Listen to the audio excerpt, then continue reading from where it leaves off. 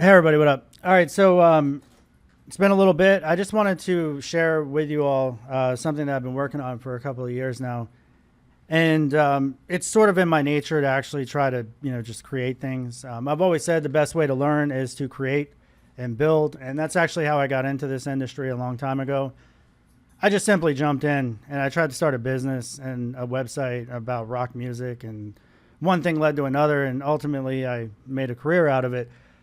So that sort of naiveness, if that's even a word, probably not a word, that has actually gotten me far in life. Biting off more than I can chew, and there's been a lot of failures that I've had throughout my journey of learning and building. But basically, what I want to share with you is something that I've been working on for a couple of years, and the actual project itself predates that. In fact, my son and I were working on an initial early prototype of this 7 or 8 years ago, if not longer. I think it's actually closer to 10 years ago.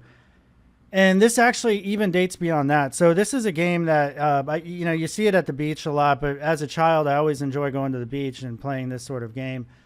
And I tried to bring it to life multiple times. And I'm not actually a game developer. So when I talk about biting off more than you can chew, that's actually what I'm talking about. You want to be a game developer, build a game. Don't watch a bunch of YouTube videos about it. But basically, as a child, I would play this game on the beach, and I would, have this large, drawn out story in my mind about, the castle and the king and the kingdom and all this stuff. And all that said, the game evolves over the years, and I would play it with my children, show them how to play it. We always had a lot of fun. The bottom line is that you build a little sandcastle at the beach. You wait for the rising tide. The tide has to be coming in. You give yourself about a 15-minute window to build up your kingdom, dig the trenches, build the walls, and then you fight off the rising tide and the waves, and you try to protect your castle. And once it melts to the ground, it's game over.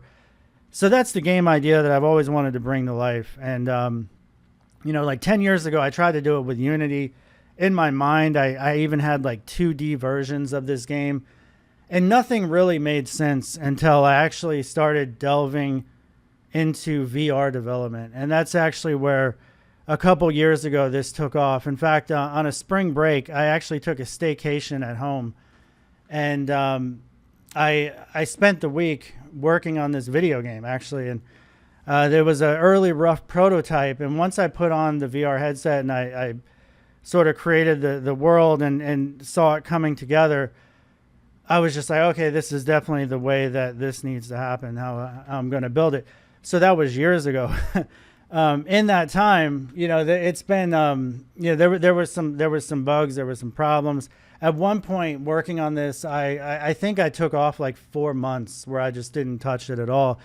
I was dealing with a bug in regards to the water system and the sand terrain that you dig in, and fighting with those battles. I just I had some major bugs and things that I had to work through, and ultimately I had to bring the scope of the project down quite a bit to actually get this thing across the finish line. And granted, I'm not even across the finish line yet, but it's nearly done actually. So it's going to release later on this year, and I don't expect much from it, but I am proud of it. Ultimately, the reason why I built this is I initially wanted to show mostly my son, who was into game development, and he would be a fourth generation programmer if he decided to go that route. But he had an interest in building video games. Now I'm a web developer, and I clearly am not a game developer. So I started looking into it, and that's when I started to realize just how difficult video game development is. There's so much to it. And I taught him as best I could, but clearly I just didn't know what I was doing. And you can't really teach something effectively if you don't actually know what you're doing. So ultimately it was something that we would work on a little bit here and there, and then it was just too much, and school and life and work and everything gets in the way of that. So ultimately it never really happened. And then by the time I'm actually first working on this video game, my son was probably my harshest critic. He'd be like, oh, it's glitchy or this or that, or And and I would be, basically he's my harshest critic. And then ultimately, over the year and a half into the development, he started to recognize, well, it's actually getting quite good. Now he doesn't think I'm going to make any money with it or anything like that, but he does actually think that it's progressed much better than he thought it would. And he follows a lot of like video game developers and things online, so he knows, I would say, a whole lot more about the industry than I do. So all that said, it's going to be on Steam. Here's a dedicated website that I just quickly threw together for it. KingCrabGame.com will redirect you to my CodeHawk website.